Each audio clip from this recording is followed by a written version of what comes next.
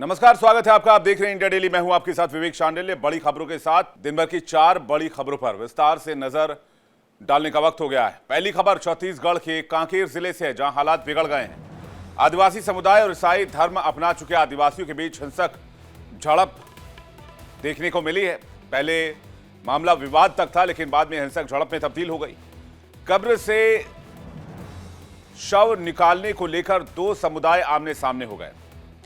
दूसरी खबर, तृणमूल कांग्रेस के विधायक मदन मित्रा ने एक विवादित बयान में कहा कि भगवान श्री राम मुसलमान थे, हिंदू नहीं थे। यह बयान उन्होंने बीजेपी की आलोचना के लिए दिया और बीजेपी कहा कि बीजेपी नेताओं को हिंदू धर्म की सही समझ नहीं है। तीसरी खबर में वृंदावन के कथावाचक पुंडरीक गोस्वामी को गार्ड ऑफ ऑनर दिए जाने पर विवाद शुरू हो गया है। सपा अध्यक्ष अखिलेश यादव ने योगी सरकार और यूपी पुलिस पर सवाल उठाए हैं। मामले में डीजीपी ने बहराइच एसपी से स्पष्टीकरण मांग लिया है। चौथी और आखिरी खबर, कोडीन कफ सिरप मामले को लेकर सीएम योगी आदित्यनाथ ने आज पहली बार खुलकर बात की। उन्होंने समाजवादी पार्टी पर निशाना साधा। उन्होंने कहा कि प्रदेश के हर माफिया से जो संबंध है वो सपा पार्टी का है। पुलिस और एसटीएफ की जांच में कई बड़े खुलासे हुए हैं। बताएंगे आपको सीएम योगी ने क्या कहा और कोडीन कफ सिरप मामले में जांच अभी तक कहां तक पहुंची है। लेकिन शुरुआत सबसे पहले बड़ी खबर के साथ। कांकेर में कब्र से शव निकालने को लेकर बवाल मचा हुआ है। कांकेर में कब्र से शव निकालने को लेकर 2 गुट आमने सामने हो गए। आदिवासी और ईसाई समुदाय के बीच झड़प हो गई। धर्मांतरित शख्स के शव को दफनाने पर हंगामा हो गया। गुस्साए ग्रामीणों ने चर्च में आगजनी कर दी। भारी पुलिस बल की मौजूदगी में तोड़फोड़ की गई। गांव में तनाव का माहौल है। भारी पुलिस बल तैनात की गई है। तस्वीर आपको दिखा रहे हैं। देखिए किस तरह से बड़ी संख्या में पुलिस वालों की तैनाती है। दरअसल ये जो मामला है वो मामला आप देख रहे हैं 2 समुदायों के बीच का, और इसकी वजह से ये मामला और ज्यादा तूल पकड़ रहा है, क्योंकि शव को दफनाने को लेकर विवाद ज्यादा बढ़ गया, जिसके बाद कब्र तोड़ दी गई, चर्च में आग लगा दी गई और उसके बाद यहां पर हालात को कंट्रोल करने के लिए बड़ी संख्या में पुलिस को डिप्लॉय करना पड़ा। हुआ क्या है, आदिवासी समुदाय और ईसाई धर्म के लोगों के बीच हिंसक झड़प हुई है। शव दफनाने को लेकर 2 पक्ष आमने सामने हो गए। जरा जल्दी से देख लेते हैं पूरा मैटर क्या है। बताया जा रहा है कि 2 पक्ष आमने सामने हो गए और आदिवासी समुदाय और ईसाई धर्म के लोगों के बीच हिंसक झड़प हो गई। धर्म के बीच नहीं हुई। शव दफनाने को लेकर दोनों पक्ष आमने सामने हो गए। इसके बाद ईसाई धर्म से जुड़े शख्स का शव दफनाने पर विवाद हो गया। दूसरे समुदाय के लोग कह रहे थे कि दफनाया नहीं जाना चाहिए। आरोप है कि शव को जबरन गांव में दफनाया गया, जिसके खिलाफ वहां पर लोग थे। घटना के बाद स्थानीय लोगों में आक्रोश फैल गया और माहौल तनावपूर्ण हो जाने के बाद यह मामला हिंसा में तब्दील हो गया। बातचीत करने के लिए इस वक्त हमारे साथ एक मेहमानों का बड़ा पैनल जुड़ रहा है। सीधे हमारे साथ मुक्ता जी, हमारे संवाददाता जुड़े हैं, पहले उनके पास चलते हैं। मुक्ता जी, पूरा मैटर क्या है? बिल्कुल, जैसा अभी आपने विवेक बताया, देखिए 2 समुदाय हैं, ईसाई और जो आदिवासी, ये दोनों जो है आपस में भिड़ गए और तनाव इतना हो गया कि लगातार पुलिस कोशिश करती रही कि मामला जो है वो संभल जाए और शांति बनी रहे, सुलझ जाए, लेकिन नहीं। पुलिस भी जो है इसमें घायल हो गई। लगभग 20 पुलिस कर्मचारी जो है इसमें घायल हुए हैं। और आदिवासी जो समुदाय है वो लगातार ये जो है ये बनाता रहा दबाव की जो शव है उसको आदिवासी रीति रिवाज से जो है वो नहीं किया गया है। उसके कारण अल्टीमेटली जो है शव को निकालना पड़ा और अब एक्सह्यूम करने के लिए भेजा गया है। तो लगातार, और जो चर्च वहां पे है उनको जो है गांव वालों ने घेर लिया है और लगातार जो है इस तरह की हिंसा की भी खबरें लगातार जो है वो आ रही हैं। जी, क्या ये मामला धर्मांतरण से जुड़ा हुआ है? पहला सवाल। दूसरा सवाल, फिलहाल सिचुएशन कैसा है वहां पर? जी बिल्कुल, देखिए यही आरोप है आदिवासी समुदाय का कि जो व्यक्ति है जिसको कि दफनाया गया है, क्या उसको जो है ईसाई में कन्वर्ट कर दिया गया। धर्मांतरण से ही जुड़ा मुद्दा है, इसीलिए लगातार जो है गांव वाले इसका विरोध कर रहे थे और लगातार इस बात को लेकर वो दबाव बना रहे थे कि जो मरने वालों को जो उसके साथ जो क्रिया या जो भी उसका धर्म से जुड़ी होती है वो आदिवासी समुदाय के हिसाब से होनी चाहिए, जो कि नहीं हुई है, जिसको लेकर ये पूरा मामला जो है इतना जो है वो तूल पकड़ता रहा। और लगातार 3-4 दिनों से गांव में जो है जो है तनाव की स्थिति थी। पुलिस वाले लगातार बातचीत कर रहे थे, कोशिश कर रहे थे कि किसी तरह जो है मामला संभला रहे, लेकिन पुलिस कर्मचारी भी जो है वो घायल हुए और लगातार जो है वो चर्च को घेर रहे थे। तो अब जो है स्थिति नियंत्रण में आ गई है। जब वो शव को निकाल लिया गया, शव को निकालने के बाद ही स्थिति जो है इस वक्त नियंत्रण में आई है। जी, ये एक और सवाल बहुत इंपॉर्टेंट है मुक्ता यहां पर कि पुलिस ने इस मामले में क्या एक्शन लिया अभी तक?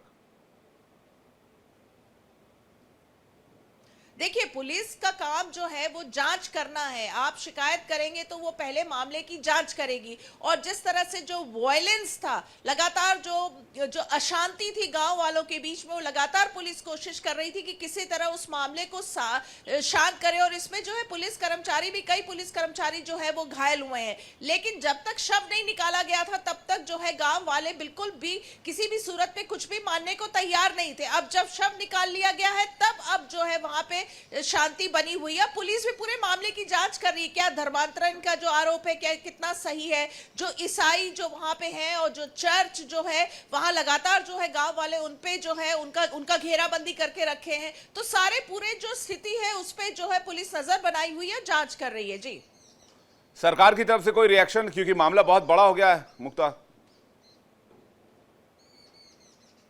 बिल्कुल सही आपने कहा। देखिए, सरकार जो है वो यही कह रही है कि एक संवेदनशील इशू है और लगातार उस पर नजर बनाई हुई है, स्थिति को कंट्रोल किया जा रहा है। और अगर हम छत्तीसगढ़ की बात करें तो छत्तीसगढ़ में लगातार जो है धर्मांतरण का आरोप बहुत लगता है। और जितने भी जो ईसाई जो समुदाय के लोग हैं जो वहां पे काम करते हैं, चाहे वो एनजीओ से इन्वॉल्व हो चाहे चर्च, लगातार उन पे जो है धर्मांतरण का आरोप लगता है। तो अभी भी जो यहाँ पे भी ये जो ताजा मामला है उस पे भी धर्मांतरण का आरोप लग रहा है।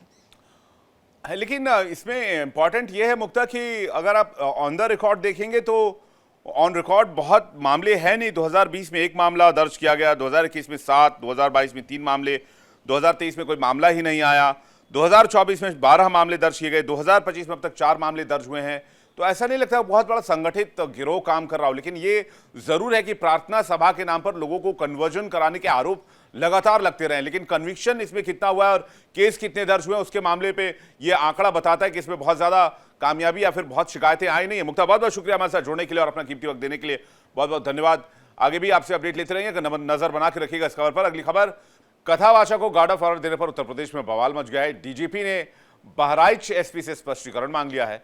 गार्ड ऑफ ऑनर पर स्पष्टीकरण मांगा गया है। अखिलेश यादव ने भी गार्ड ऑफ ऑनर पर सवाल उठाए। बता दें आपको कि कथावाचक को उत्तर प्रदेश में गार्ड ऑफ ऑनर दिए जाने की बात सामने आई, जिसके बाद से इस पर सवाल उठाए जा रहे हैं। और न सिर्फ सवाल उठाए जा रहे हैं बल्कि इस पर डीजीपी की तरफ से स्पष्टीकरण भी मांग लिया गया है।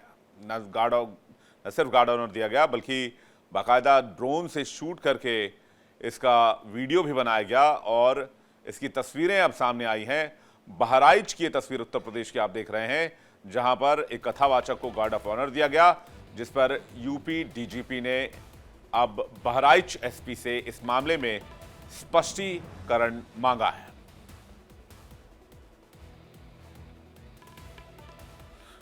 गार्ड ऑफ ऑनर है क्या, अब इसको भी जल्दी से जान लीजिए। जो एक कथावाचक को दिया गया है, हालांकि एक प्रोटोकॉल के तहत दिया जाता है और किसी भी संवैधानिक पद पर बैठे व्यक्ति को दिया जाता है। गार्ड ऑफ ऑनर जो है वो राज्य की संप्रभु शक्ति का प्रतीक माना जाता है। पुलिस या सशस्त्र बल की परेड और सलामी इसमें दी जाती है। गार्ड ऑफ ऑनर में सम्मान भावनात्मक या लोकप्रिय आधार पर नहीं हो सकता है, यह साफ इसमें उल्लेख किया गया है। स्पष्ट प्रोटोकॉल और संवैधानिक मर्यादाओं के तहत ही गार्ड ऑफ ऑनर दिया जाता है, जैसे कि मैंने आपको पहली ही लाइन में बताया। हमारे साथ इस खबर पर ऋतु जुड़ रही है न्यूज रूम से, सीधे उनके पास चलते हैं। ऋतु, क्या है पूरी जानकारी, ये कथावाचक कौन है जिनको गार्ड ऑफ ऑनर दिया गया है? पुंडरीक गोस्वामी को लेकर के विवेक ये जो है प्रकरण सामने आया है, जिन्हें गार्ड ऑफ ऑनर दिया गया और विपक्ष जो है इस पर सवाल खड़े कर रहा है। सवाल इसको लेकर के है कि ये जो दिया जाता है, ये जो सम्मान दिया जाता है, एक संवैधानिक पद पर बैठे व्यक्ति को होता है या सशस्त्र बल से जुड़े हुए लोगों को दिया जाता है, लेकिन इस कदर एक महाराज को या एक धर्म से जुड़े व्यक्ति को अगर इस तरीके की जो अगर कहे सम्मान दिया जा रहा है, एक परेड ग्राउंड, एक क्षेत्र जहां पर पूरी तरीके से पहले इसको लेकर के जानकारी दी जानी चाहिए। जनपद पुलिस ने भी इसको लेकर के उठाया है बात। बहराइच पुलिस इसको लेकर कह रही है कि इसको कहीं ना कहीं जांच के दायरे में लाया जाएगा।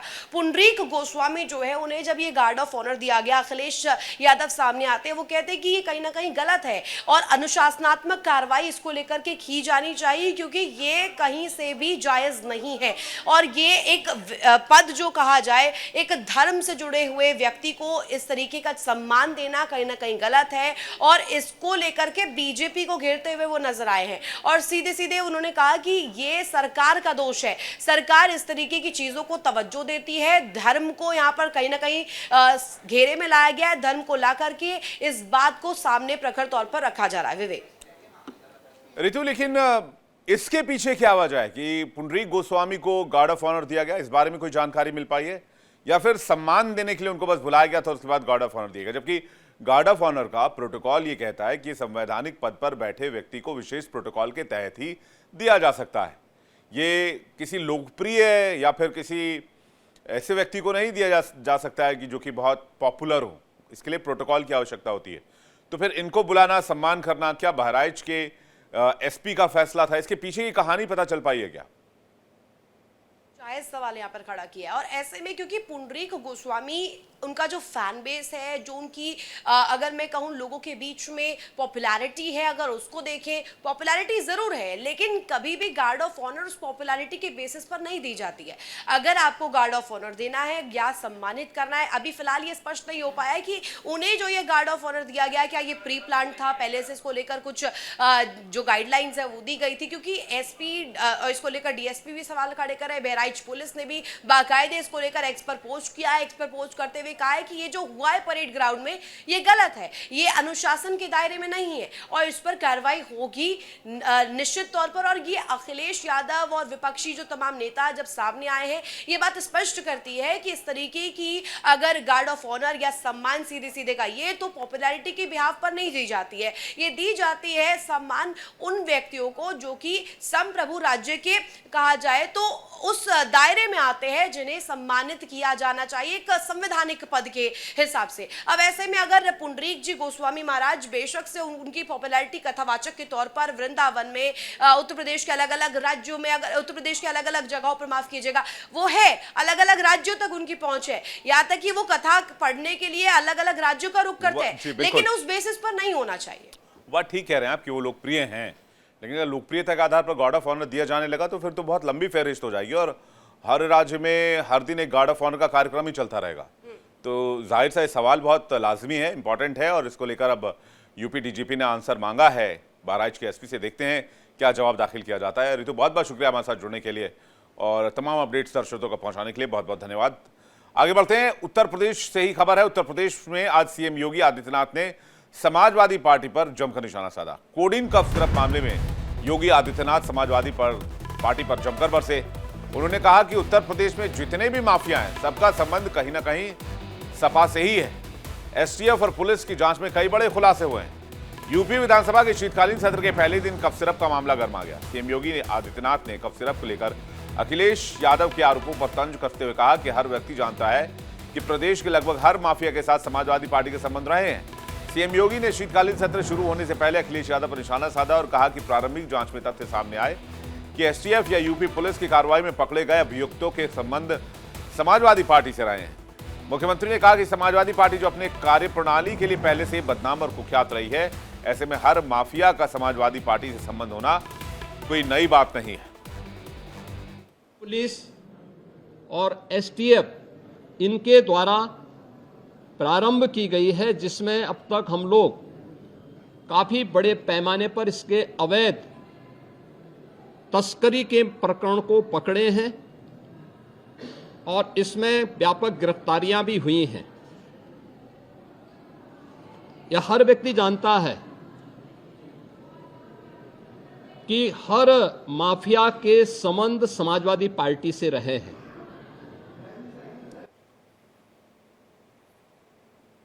सीधे उत्तर प्रदेश का रुख करते हैं। अनुज हमारे संवाददाता लखनऊ से इस वक्त हमारे साथ जुड़ रहे हैं। अनुज, आपको आवाज आ रही है? बिल्कुल बिल्कुल। अनुज, कौन से लोग हैं जिनका संबंध समाजवादी पार्टी से हो सकता है, जिसकी तरफ इशारा कर रहे हैं यूपी के सीएम, जो कोडेन कफ सिरप मामले में जांच के दायरे में है? जी बिल्कुल, जिस तरह से आज उत्तर प्रदेश विधानसभा का शीतकालीन सत्र था, उससे पहले ही मीडिया को संबोधित करते हुए सूबे के सीएम योगी आदित्यनाथ ने खुलकर अपनी बातें रखी हैं। सवाल था कि क्या कोडेन सिरप को लेकर जिस तरह से आज गर्मा गर्मी का माहौल था, तो उस पर क्या कहना, तो साफ तौर पर कहा कि जो कोडेन कफ सिरप का मामला है वो कहीं ना कहीं सीधे सीधे सपा के लोगों से जुड़ता है, क्योंकि उनका संबंध जो है माफियाओं से है। तो उनका डायरेक्ट इशारा था कि जो लोग पकड़े गए हैं, यानी आलोक सिंह की बात की जाए जो STF से बर्खास्त सिपाही हैं, या अमित सिंह टाटा की बात की जाए, तो कहीं ना कहीं इनकी तस्वीरें भी अखिलेश यादव के साथ वायरल हुई हैं। इसी तस्वीरों को लेकर तमाम जो बीजेपी के विधायक थे, बीजेपी के मंत्री थे, वो कहीं ना कहीं सपा प्रमुख पर निशाना साध रहे थे कि दूसरों पे आरोप लगा रहे हैं तो पहले खुद के देखना चाहिए कि उनके संबंध माफिया से हो रहे हैं। और सीधा सीधा सीएम योगी ने लैबोरेट भी किया है कि इस पे जांच एजेंसियां अपने स्तर से कार्य कर रही हैं। SIT गठित कर दी गई है, ED अपना काम कर रही है, STF अपने लेवल पे लोगों की गिरफ्तारी की जा रही। जितना बड़ा नेक्सस है, जितना बड़ा सिंडिकेट है, उसकी हर एक धीरे धीरे परतें खुलती जाएंगी और दूध का दूध, पानी का पानी होगा। हालांकि सोमवार से जब शीतकालीन सत्र आगाज होगा तो कहीं ना कहीं सबसे बड़ी जो आज पहली तस्वीर निकल के आएगी, तो कोडेन कफ सिरप को लेकर ही जो विपक्षी लोग थे वो काफी हमलावर थे। तो यही इसको लेकर पूरा सूबे के सीएम योगी आदित्यनाथ या सत्ता पक्ष पूरा तैयार है कि कैसे जवाब देना है। यानी उन तस्वीरों का भी जिक्र होगा जिन तस्वीरों को लेकर हमेशा अखिलेश यादव गाहे बगाए किसी पूर्वांचल के नेता का नाम भी जोड़ते हैं, किसी बड़ी गाड़ी का नाम जोड़ते हैं, लैंड क्रूजर गाड़ी का नाम जोड़ते हैं। तो इसको लेकर पूरी तैयारी है। और खुद योगी आदित्यनाथ ने एक तंज कसते हुए कहा कि यूं ही गलती मैं बार बार करता हूं, चेहरे पे धूल थी, हम आईना साफ करते रहे। तो एक तंज भरा एक गालिब का मतलब शेर ये भी इशारा उन्होंने है तैयार कि किया। शीतकालीन सत्र बहुत हंगामेदार रह सकता है। अनुज, बहुत बहुत शुक्रिया हमारे साथ जुड़ने के लिए और तमाम अपडेट्स दर्शकों तक पहुंचाने के लिए बहुत बहुत धन्यवाद। आगे बढ़ते हैं। कथावाचक अनिरुद्धाचार्य की मुश्किलें बढ़ सकती हैं। मीडिया कर्मियों ने 3 करोड़ का मानहानि का नोटिस थमा दिया है। वृंदावन पत्रकार संघ के बैनर तले नोटिस दिया गया है। अनिरुद्धाचार्य ने मीडिया कर्मियों पर विवादित बयान दिया था, मीडिया कर्मियों को मंथरा बताया था।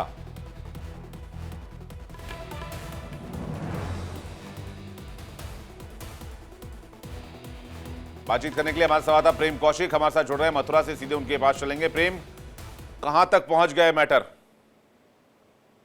हाँ बिल्कुल, देखिए विवेक, ये जो विवादित बयान है जिस तरह चंद्रचार्य महाराज ने मीडिया कर्मियों के लिए दिया, अब ये विवाद थमने का नाम नहीं ले रहा। जिस तरह से मथुरा वृंदावन के तमाम मीडिया कर्मियों में इसको लेकर आक्रोश है, अब ये आक्रोश धीरे धीरे और बढ़ता चला जा रहा है। जिस तरह से कल सभी संगठनों ने एकजुट होकर DM को जो है ज्ञापन सौंपा था और प्रेस काउंसिल ऑफ इंडिया के लिए भी इन्होंने लेटर लिखा है। इसके बाद में आज 3 करोड़ का मानहानि का नोटिस चंद्रचार्य महाराज को दिया गया है और चंद्रचार्य महाराज को कहा गया कि ये सभी मीडिया कर्मियों से माफी मांगे। जिस तरह से मीडिया कर्मियों के लिए तमाम विवादित चंद्रचार्य ये लोग दे रहे हैं। चंद्रचार्य महाराज इससे पहले दफा नहीं है, इससे पहले महिलाओं को लेकर और भगवान को लेकर भी ये लंबे समय से विवादित बयान देते गए हैं, एक मर्यादित मंच से होकर भी। अब ये मीडिया कर्मियों का आक्रोश और धीरे धीरे बढ़ता चला जा रहा है। वृंदावन पत्रकार संघ के बैनर तले यहाँ पर तमाम वृंदावन के जितने भी मीडिया कर्मी हैं, लगभग 40 से ज्यादा मीडिया कर्मियों ने एकजुट होकर चंद्रचार्य महाराज के लिए ये मानहानि का नोटिस जारी किया है। 3 करोड़ रुपए का ये मानहानि का नोटिस जारी किया। और इस तरह का जिस तरह से कहना है मीडिया कर्मी का, जितने भी तमाम मीडिया कर्मी, चाहे वो मथुरा के हैं, चाहे वृंदावन के, चाहे तहसील के, तमाम जितने भी मीडिया कर्मी, उनका साफ तौर पर कहना है कि जिस तरह से मीडिया को लेकर चंद्रचार्य महाराज ने बयान दिया है एक मर्यादित मंच से सभी के सामने, इस तरह से उनको माफी मांगनी चाहिए और लगातार रिएक्शन अभी तक मांग भी की जा रही है। 3 करोड़ की नोटिस के बाद अनिरुद्धाचार्य जी की तरफ से कोई रिएक्शन नहीं? बिल्कुल, देखिए सबसे बड़ी बात यही है कि जिस तरह से ये बयान सामने आए और जिस तरह से आक्रोश बढ़ता जा रहा है, उसके बाद भी चंद्रचार्य महाराज की तरफ से अभी तक कोई भी बयान सामने नहीं आया। यहाँ पर किसी भी तरह से पहले तो वो बयान में, पहले तो जिस तरह से विवादित बयान थे उसके बाद में उन्होंने माफी मांग ली थी, लेकिन जिस तरह से मीडिया कर्मियों के लिए उन्होंने ये जो विवादित बयान दिया, इसके बाद में उनके द्वारा अभी तक किसी भी तरह का कोई भी बयानबाजी नहीं की गई। उनको द्वारा मीडिया कर्मियों को मंथरा का अपडेट वर्जन क्या कहा गया, उन्होंने कुत्तों की तरह भौंकने वाला कहा गया। जवाब का इंतजार रहेगा कि अनिरुद्धाचार्य जी की तरफ से क्या जवाब इस पर दिया जाता है। अपडेट्स पर नजर बनाकर रखिएगा, आगे भी आपसे जानकारी लेंगे। प्रेम, बहुत बहुत शुक्रिया हमारे साथ जुड़ने के लिए और जानकारी दर्शकों तक पहुंचाने के लिए। बुलेटिन में फिलहाल इतना ही, लेकिन आगे बढ़ने से पहले आपको बता दें इंडिया डेली अब आपकी स्मार्ट टीवी पर भी मौजूद है। इंडिया डेली 24/7 देखिए अपनी स्मार्ट टीवी पर लाइव और लगातार, वो भी फुल एचडी में।